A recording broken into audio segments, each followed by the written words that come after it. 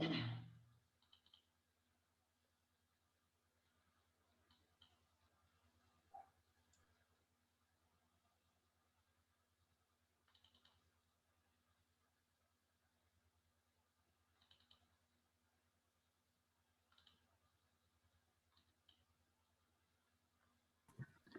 o pessoal entrar para a gente continuar, tá? Só um minutinho para a galera entrar aí na sala. Deixa eu admitir todo mundo aqui.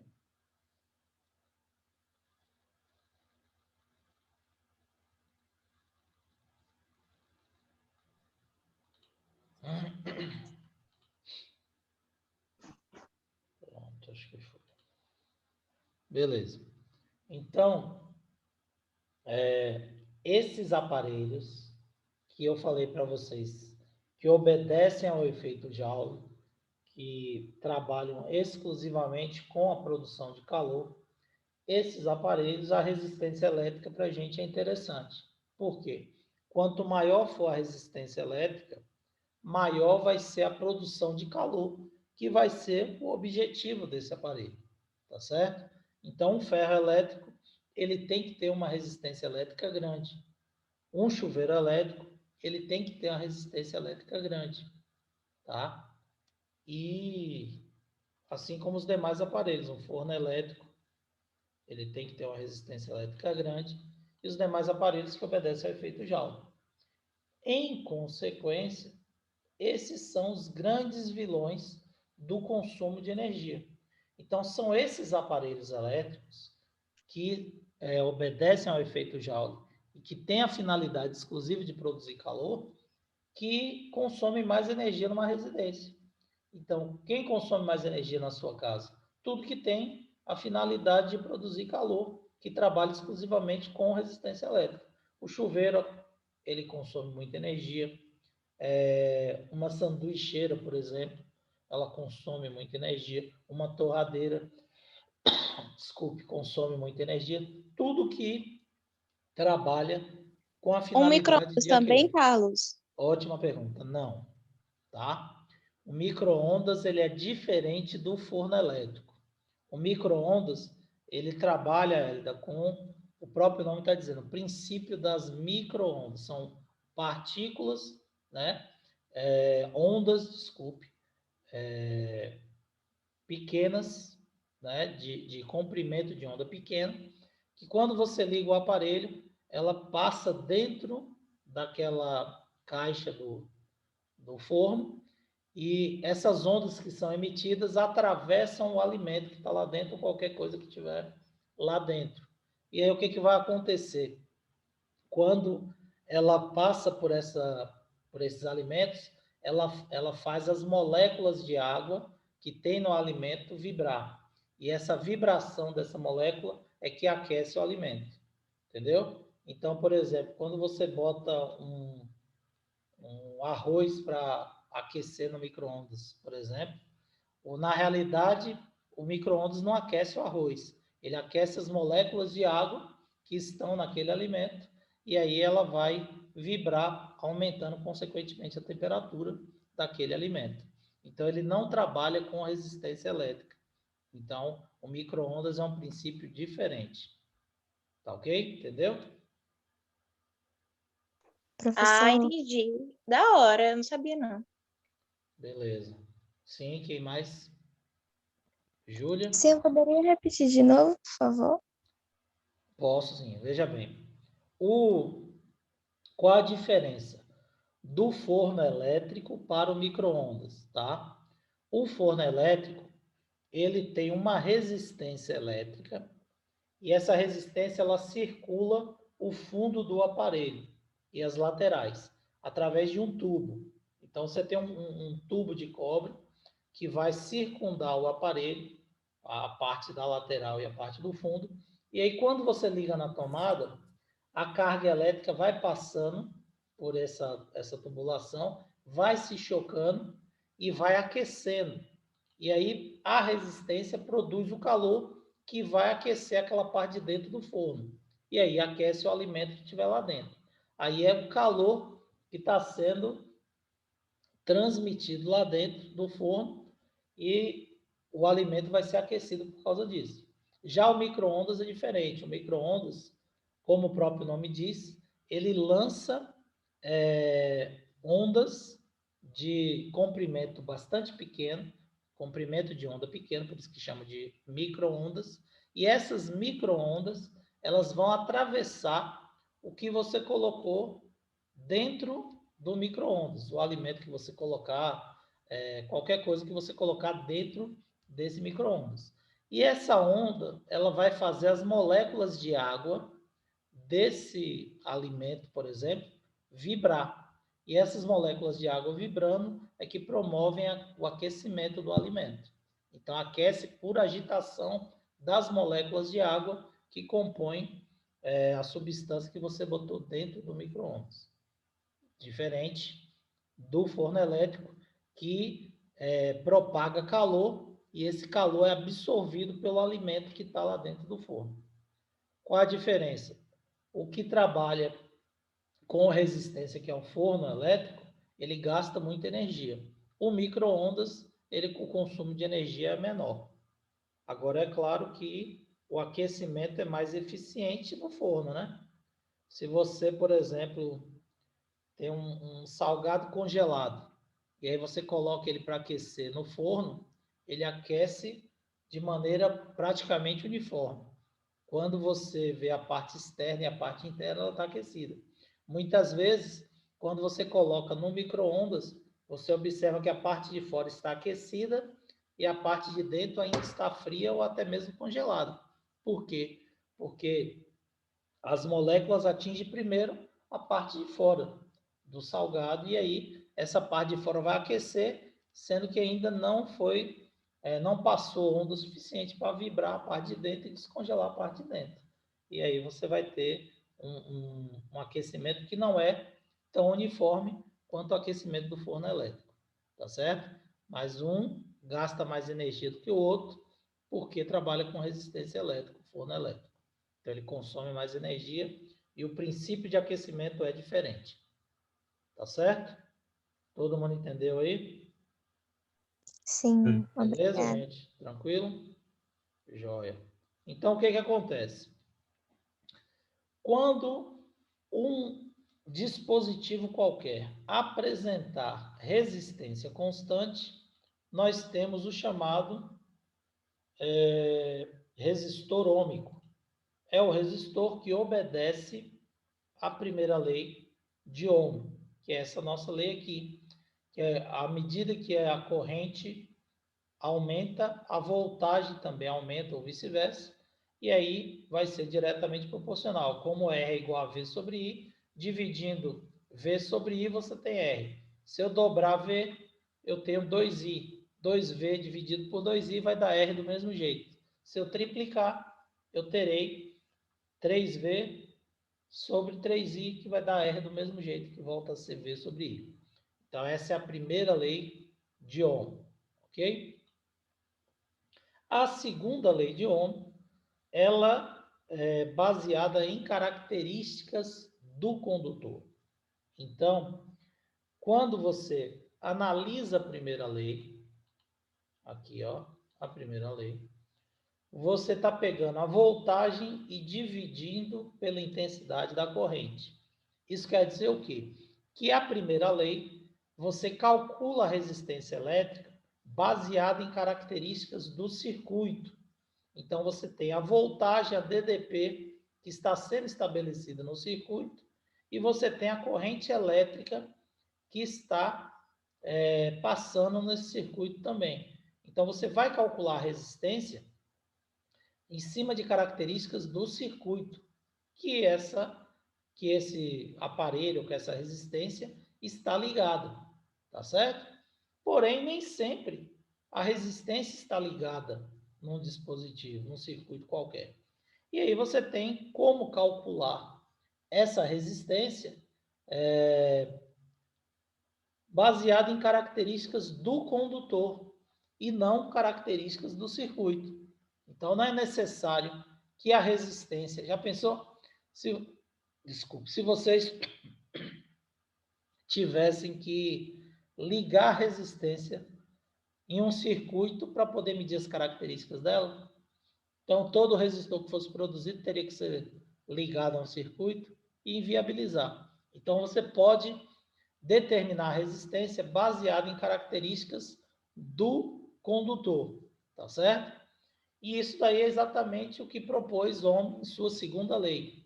Então, a segunda lei de Ohm, ela é empregada no cálculo da resistência, considerando a estrutura do resistor, a estrutura atômica do material que compõe esse condutor, ou seja, a própria característica do condutor, do resistor, tá? E aí você tem a resistividade, que é uma característica do material. Então, quanto maior a resistividade elétrica, maior vai ser a resistência, tá? E isso depende de quê? Depende do material. Como eu falei para vocês, o material que tem menor resistividade é o ouro. Então, seria o melhor condutor, porque oferece uma resistência pequena. Depois vem a prata, depois vem o cobre, aqui a tabela, ó. Prata, não botou nem ouro aqui, porque a gente sabe que é inviável. Mas botou prata, botou cobre, alumínio, tungstênio, que é o da lâmpada que eu falei para vocês. Então, vocês observem que o que tem menor resistividade é a prata, depois o cobre. Então, o cobre que a gente utiliza na fiação, tá certo? Isso também depende da temperatura, tá, gente? Por quê? Porque a resistência tem a ver com choques. Se você tem uma temperatura maior, você tem mais energia, as moléculas estão vibrando mais, e aí vai mudar, vai aumentar o número de choques e aumentar a resistência. Tá certo? Bom, então a resistência depende do material que é feito, da resistividade, depende do comprimento do condutor e depende da espessura, da área desse fio. Então, são essas características que permitem você calcular a resistência em cima do tipo de condutor. Então, Ohm determinou que a resistência elétrica é diretamente proporcional à resistividade, que depende do material, é claro, e diretamente proporcional ao comprimento do condutor. Então, quanto maior for o comprimento do condutor, maior vai ser a resistência. Isso você observa num experimento simples como esse aqui, ó. Se você ligar uma lâmpada num fio mais curto, você vai, na mesma tomada, é claro, você vai estabelecer a mesma DDP e você vai observar que a intensidade da corrente ela vai mudar, tá? Isso vai afetar diretamente o que? O brilho dessa lâmpada.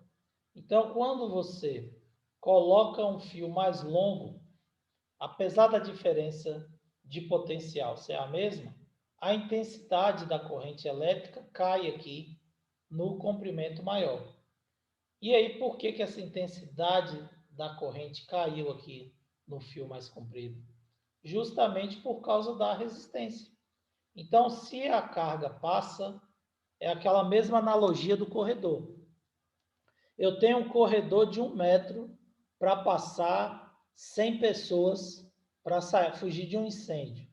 Se o corredor tem 1 metro, 100 pessoas vão ter dificuldade de passar, mas vai passar mais rápido do que se esse condutor tiver 10 metros de comprimento e for da Ô, mesma professor, largura, né? Então, se ele for mais comprido, as pessoas inevitavelmente vão se chocar mais e vai ter mais dificuldade de atravessar.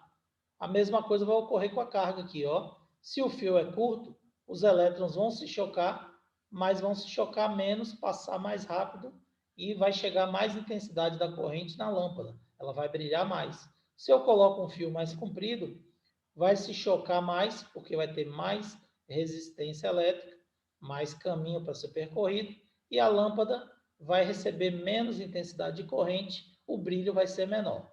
Pode falar, Arthur. Você ia perguntar? mas tem como medir essa diferença aí quando o tamanho aumenta na primeira fórmula? Ou não? Sim, tem. Você pode medir a corrente antes e a corrente depois E aí você consegue ver a diferença. Também você pode medir a resistência, né? A voltagem não precisa porque vai ser a mesma, você está ligando na mesma fonte. Mas você pode medir e aí comprovar na prática essa diferença. Para isso, a gente vai falar de instrumentos elétricos. Existem aparelhos, tá? Existe voltímetro, existe amperímetro, existe galvanômetro, que são dispositivos para você medir justamente voltagem, intensidade da corrente, resistência elétrica, tá?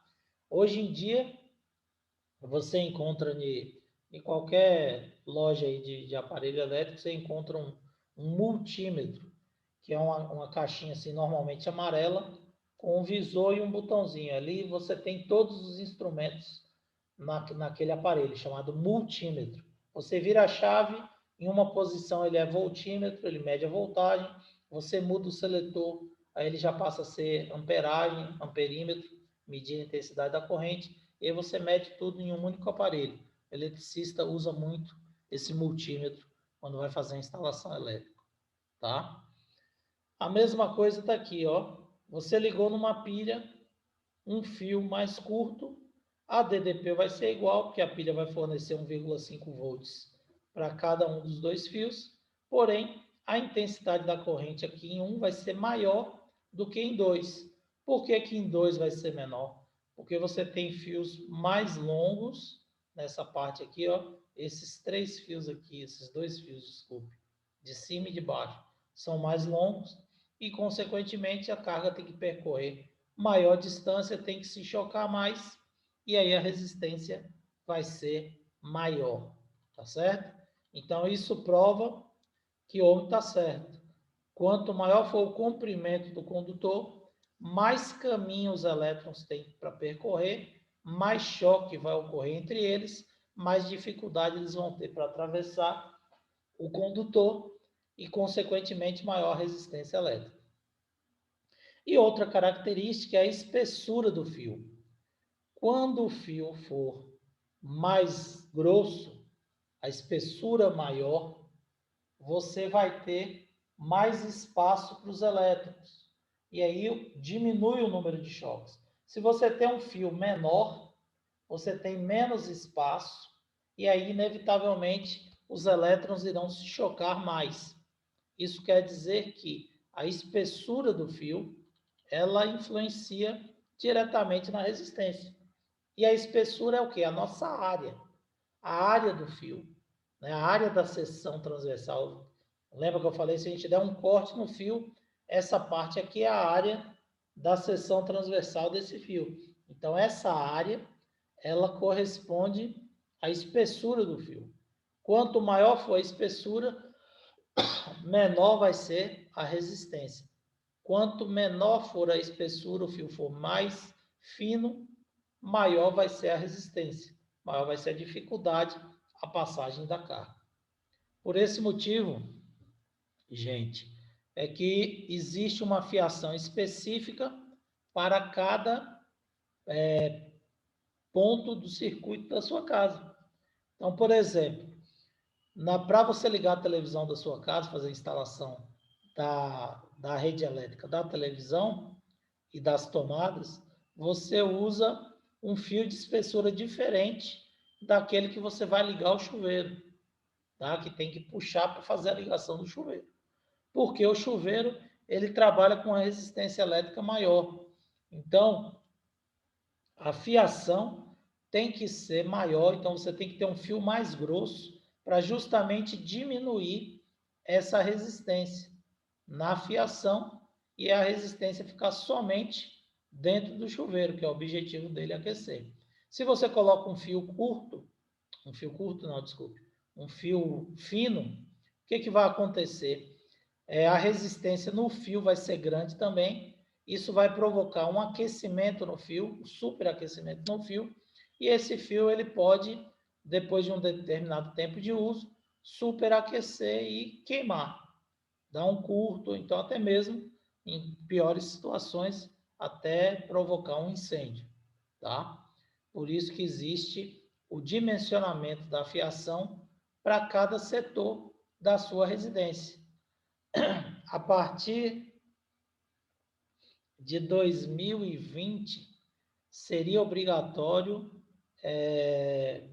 o uso de um engenheiro elétrico nas construções, para poder fazer a planta elétrica e assinar. Então, como você tem um engenheiro civil fazendo a planta, o cálculo estrutural, para poder assinar e ser responsável por uma obra, seria obrigatório em 2020, a partir de 2020, seria obrigatório também o engenheiro elétrico participar, fazer o projeto, assinar e ser responsável pelo acompanhamento. Só que com essa pandemia, isso aí foi suspenso. Eu não sei se foi adiado, se foi cancelado, se vai fazer novamente, aí só depois que passar essa pandemia, para a gente ficar sabendo o que vai ser estabelecido. Por quê? Porque o que a maioria dessas construtoras fazem? Essas construtoras, o fio de cobre, acabei de falar para vocês que é caro. E o fio, você compra um rolo de fio de acordo com 1 milímetro. Então, você pede lá o fio de 1,5 milímetro, fio de 2,5, fio de 4 milímetros, de 6, de 10 milímetros. São os mais usados na construção civil. O que teria que ser feito? Do poste até a caixa de luz que você tem dentro da casa, aquela que fica dentro da casa com os disjuntores, você teria que colocar um fio 10, de 10 milímetros, que seria para suportar a corrente que está vindo do poste e entrando na caixa. Então, ele teria que ter uma espessura maior para oferecer menos resistência, aquecer menos e entrar mais corrente na caixa de distribuição da sua casa. E aí você teria, por exemplo, para ligar a televisão, para ligar ventilador, para ligar esses outros aparelhos, você teria fiação de 4 milímetros, seria suficiente. Porém, para ligar o chuveiro elétrico, para ligar um ferro elétrico, você teria que ter tomadas diferentes, uma tomada de 20 amperes, uma tomada de 10 amperes, são tomadas que apresentam uma fiação com espessura diferente, justamente vai ter uma resistência diferente e, consequentemente, você vai ter uma amperagem diferente. Por isso que ela é de 10 amperes, a corrente que chega nela vai ser diferente por causa da espessura do fio. Então, a tomada de 20 amperes, por exemplo, ela tem um fio mais espesso. O buraquinho dos 3 polos da tomada, ele é maior, ele é mais largo, para poder ter uma corrente maior. Então, ele oferece uma resistência menor. E tudo isso teria que ser dimensionado por um engenheiro elétrico. Você não sabe qual tomada, eu, por exemplo, apesar de ter um pouco de conhecimento de eletricidade, eu não sei especificar qual ponto de uma residência vai ter que ter uma tomada de 20 amperes. Eu sei que o chuveiro tem que ter uma tomada de 20 amperes, tá? Mas os outros aparelhos, eu não sei onde é que a gente vai dimensionar. Eu sei que a gente tem que dimensionar na cozinha, para geladeira, para fogão elétrico, mas existem outros pontos também que tem que ser dimensionados. E quem vai fazer isso? Justamente o engenheiro elétrico. Porém, na prática, isso não ocorre. O que é feito? A construtora, normalmente, quem vai construir um prédio aí é uma construtora, essa construtora pega e compra um fio de 6 milímetros. Um fio de 6 milímetros não é nem o fio de 10 milímetros muito espesso e nem é o fio de 2,5, que é aquele que a gente usa na televisão. Ela compra um fio de 6 ou de 4 milímetros, que são fios intermediários, e fazem a ligação toda da casa. E aí liga tudo com fio de 6 milímetros. Aí o que vai acontecer? De repente você está sentado na sala assistindo televisão, sua mãe liga o liquidificador lá na cozinha e seu irmão está tomando banho. Aí isso daí vai dar interferência na televisão, tá? Por que isso ocorre? Justamente porque não foi feito o projeto elétrico direito e a fiação não está adequada. Você vai ter uma sobrecarga de corrente, pode até ocorrer, se continuar muito tempo isso aí, o período for grande, queimar um dos aparelhos ou queimar todos os aparelhos, tá certo? E nos casos mais graves, até provocar um curto-circuito e incendiar, começar a pegar fogo lá no chuveiro, alguma coisa desse tipo. Então, por questões de segurança, você tem que dimensionar a fiação correta para cada setor da sua residência.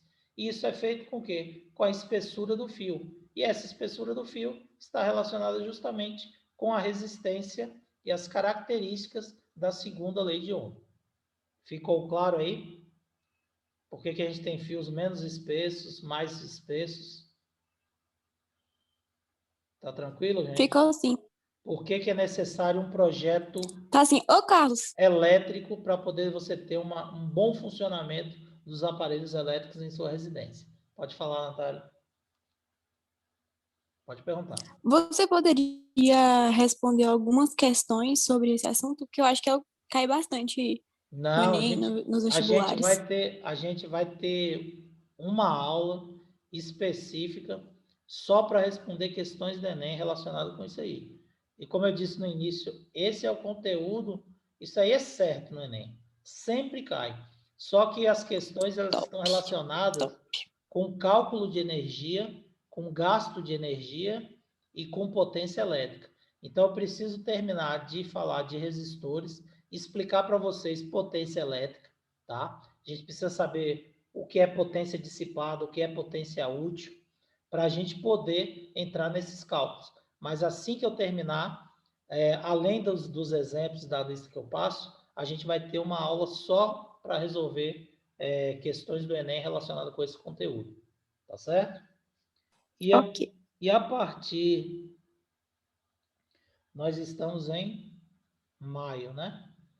A partir de junho, eu estou programando para a gente começar a revisão, tá?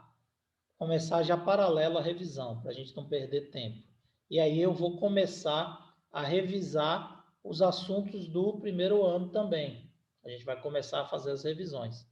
E aí talvez a gente vá ter que marcar umas aulas à tarde para a gente fazer essas revisões, porque eu vou revisar esse conteúdo com vocês, trabalhando questões do Enem.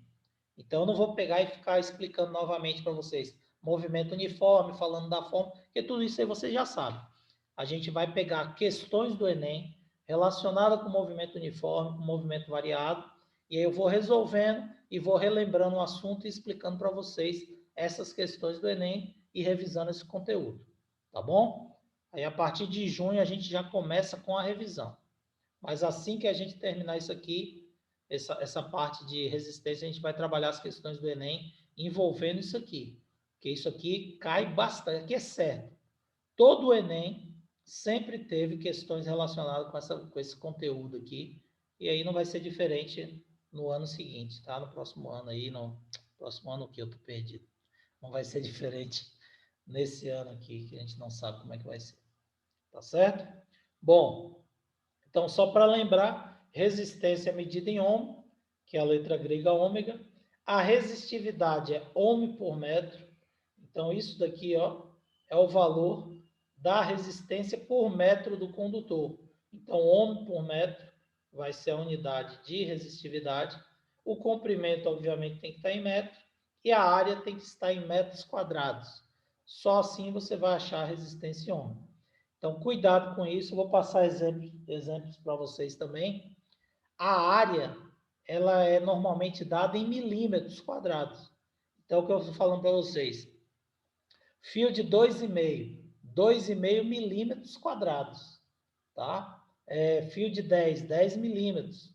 Então, quando ele passar em milímetros quadrados, você vai ter que transformar para metros quadrados. Então, você tem que ter cuidado com isso aí, tá certo? Gente, vocês podem estar achando aí minha cara esquisita, parecendo que eu estou com sono, mas não é não, viu? É porque eu me mudei e eu voltei aqui para casa antiga por causa da internet e acabei esquecendo o óculos. E aí eu estou dando aula, mas não estou enxergando nada do que eu estou mostrando aqui para vocês. Eu estou aqui tentando enxergar esses slides, porque eu esqueci o óculos na casa que eu estou morando agora. E aí não tô com essa cara aí de parecendo de sono, mas não é sono não, é porque estou sem óculos, viu? Bom, então podemos calcular a resistência elétrica baseado na primeira lei, R é igual a V sobre I, e baseado na segunda lei, quando você tiver as características do condutor. R é igual a ρ vezes L sobre A. Resistividade, que é ρ, L é o comprimento do condutor e A é a área. Em cima de características do condutor e a outra em cima de características do circuito. R é igual a V sobre I. Qual eu vou usar? Depende dos dados. O que ele passar como característica de dados é que você vai utilizar. Aí você vai escolher. Se tiver dados para calcular nas duas fórmulas, qualquer equação que você utilizar, você vai calcular e achar corretamente a resistência, tá? Obviamente você vai usar a mais fácil, que é a primeira. R é igual a V sobre I. Bom, nós falamos de resistência elétrica, tá? E o que é resistor elétrico? Resistor é diferente, tá? Um resistor é um componente elétrico destinado a gerar, a limitar a intensidade da corrente elétrica. Então, um resistor elétrico, a resistência elétrica é uma característica do circuito. O resistor é o dispositivo que provoca a resistência. Então, é diferente? É. Por quê? Como eu disse para vocês, a televisão, ela não tem resistor, porém ela tem resistência elétrica, certo? Um chuveiro elétrico, ele tem um resistor, que é a resistência elétrica do chuveiro, que a finalidade, obviamente, é limitar a intensidade da corrente para produzir calor. Então, olha a foto da resistência do chuveiro aqui. O que é a resistência do chuveiro? Nada mais é do que uma mola. Essa molinha, ela está envolta num bulbo de plástico, e aí você tem várias voltas aqui e vários elos dessa molinha. O que acontece? A carga vem aqui no fio, ó. O fio entra aqui e começa a passar na molinha. Quando esses elétrons começam a passar pela molinha, eles vão ter que circular cada elo da molinha e dar a volta aqui em todas essa circunferência aqui que está envolvendo o bulbo. Então, a corrente vem num fio. Quando chega aqui, ela vai, obviamente, acumular aqui, vai ter muito mais choques aqui para poder atravessar toda essa parte aqui. Se você abre a mola e estica, você vai ver que ela tem um comprimento muito grande. E aí, como nós vimos aqui anteriormente, quanto maior o comprimento, maior a resistência. E a espessura da mola é bem menor do que a espessura do fio. Então, diminuir a área também aumenta a resistência. Então, a resistência de um chuveiro, ela trabalha com os dois princípios. Aumenta o comprimento e diminui a espessura, aumentando assim consideravelmente a resistência, o número de choques e a produção de calor, tá? Você tem esses tipos de resistores aqui de cerâmica, e aí são colocados num circuito, quando você tem um objetivo apenas de controlar a intensidade da corrente. Então, existe, por exemplo, pode ter algumas televisões que precisem de resistores em algumas placas delas, tá? Mas aí não é no circuito da televisão, no circuito geral da televisão, não vai ter resistência, mas ela pode ter um resistor em uma placa ou outra para justamente regular a intensidade da corrente naquela placa. Hoje em dia, a televisão ela é praticamente igual a um computador, ela tem várias placas elétricas que alimentam o circuito de cada uma. A imagem é uma placa, de som é outra e aí vai. Então, ela pode ter esse resistor para poder limitar aí a intensidade da corrente, controlar a intensidade da corrente. Tá certo? Simbolicamente, eu disse que ia passar para vocês. Simbolicamente, nós temos esse negocinho aqui, esse desenho que parece um eletrocardiograma. Esse é o símbolo da resistência. Então, você tem esses traços aqui num circuito qualquer, isso indica que é a resistência. Ou você pode colocar tipo uma pilha com R maiúsculo indicando que isso é um resistor. Esses são símbolos usualmente que nós utilizamos, desculpe, num circuito elétrico. Então, o mais usual são esses símbolos aqui. Eu disse para vocês que eu ia mostrar o símbolo de um circuito, para vocês já irem se familiarizando com isso.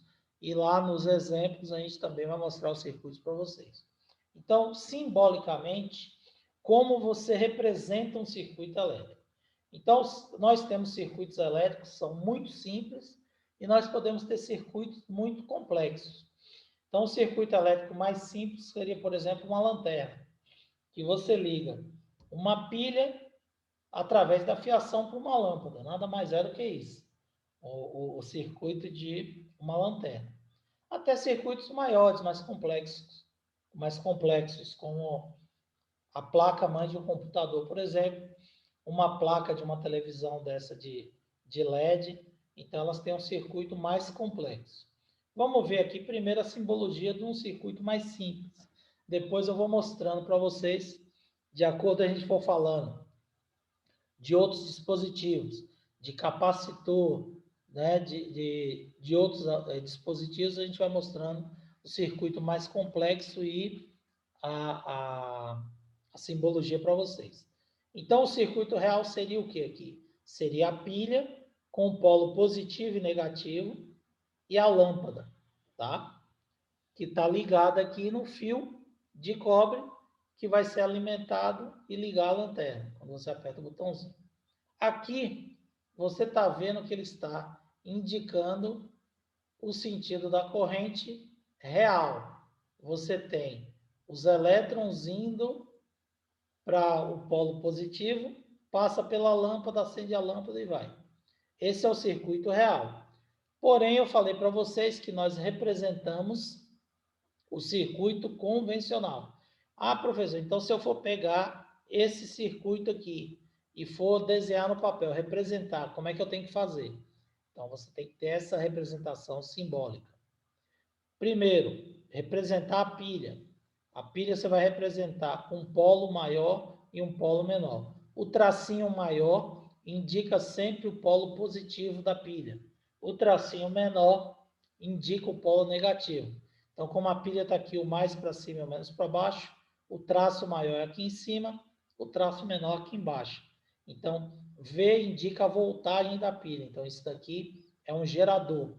No nosso caso, uma pilha, porque tem uma barrinha apenas. Se fosse uma bateria, teriam várias barrinhas dessa. Mas depois eu vou mostrar para vocês. Então, aqui você tem a voltagem, indicando a pilha. A corrente elétrica, observem que ela é oposta ao que está ocorrendo real. Por que é oposta? Porque eu disse que a gente representa a convencional. Então, a corrente vem no sentido do positivo para o negativo, que é a corrente convencional, que é sempre representada no circuito. Então, aqui o sentido é anti-horário, aqui nós vamos representar o convencional, que é o horário. E a lâmpada, que pode ser representada aqui pela resistência. Eu disse que a resistência é esses tracinhos aqui, parecendo eletrocardiograma. Então, ponto A e B indica onde entra e onde sai a voltagem da pilha. Voltagem de A, voltagem de B é a diferença de potencial, que é igual aqui a da pilha. Se a pilha é de 1,5, aqui vai ser a diferença de potencial de 1,5 na lâmpada, tá? A lâmpada está representada aqui pelo resistor. Você poderia também fazer uma bolinha com um L no meio, indicando que seria uma lâmpada. Mas eu vou mostrar depois esses exemplos para vocês. E se eu quiser calcular a DDP, voltagem de A menos a de B, é só inverter a fórmula de resistência. Se R é igual a ΔV sobre I, ΔV vai ser I vezes R. E aí eu acho o valor da DDP aqui entre os dois pontos. Mas essa parte de cálculo a gente vai ver em outra aula, quando eu passar os exemplos para vocês. Beleza? Tranquilo aí, meu povo? Sim. Meus queridos, nossa aula vai acabar, tem menos de 1 minuto. Então, obrigado pela participação de vocês, tá? Bom dia. Qualquer dúvida, eu estou à disposição. Valeu? Valeu. Um abraço, obrigado. Até a próxima aula. Bom restante de aula para vocês todos. Valeu, galera. Tchau, tchau.